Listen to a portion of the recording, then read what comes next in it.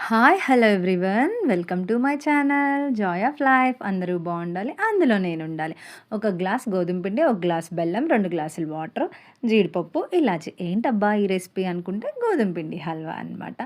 And దీన్ని మనం చాలా హెల్తీ వేలో తయారు చేస్తున్నాం ఇవాళ. దీనికి ముందుగా స్టవ్ వెలిగించి ఒక గిన్నెలో 2 గ్లాసులు వాటర్‌ని, ఒక గ్లాస్ బెల్లాన్ని వేసుకొని, బెల్లం జస్ట్ కరిగితే చాలు మనకి.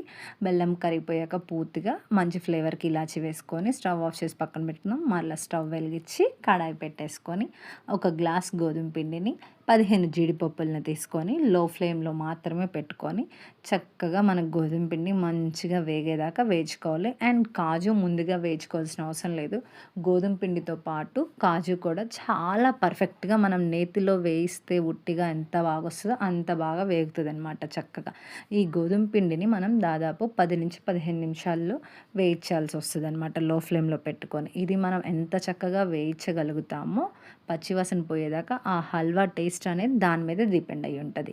సో మనం మంచిగా వేగాక మనం ముందుగా రెడీ చేసుకున్న జాగరీ వాటర్, అదేనండి బెల్లం వాటర్ ఉంటుంది కదా, దాన్ని ఒక్కసారిగా ఇందులో పోసుకోకుండా కొంచెం కొంచెం పోసుకుంటూ కలుపుకోవాలన్నమాట.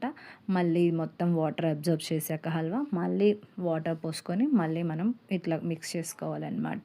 అండ్ దీనికి గ్లాసే కాదు, కప్పు, బౌల్ ఏదైతే మనం దేంతో అయితే తీసుకున్నామో అదే దాంతో సేమ్ క్వాంటిటీ మెజర్ చేయడానికి అదే బౌల్‌తో యూజ్ చేయాలనమాట. అప్పుడే పర్ఫెక్ట్‌గా వస్తది. స్వీట్ ఇష్టపడే వాళ్ళైతే ఎక్కువగా తినటానికి ఇంకొక 2 టేబుల్ స్పూన్స్ యాడ్ చేసుకోవచ్చు. ఇదైతే కరెక్ట్‌గా ఉంటది స్వీట్‌నెస్. అండ్ దీనికి చిటికెడంత సాల్ట్, మంచి ఫ్లేవర్ కోసం ఇలాచి, లాస్ట్‌లో ఒక 1 టీ స్పూన్ నెయ్యి వేసేసుకొని తిప్పేసుకుంటే మనకి మంచిగా రెడీ అయిపోతది గోధుమ పిండి halwa. Thanks for watching. Please like, share and subscribe to my channel.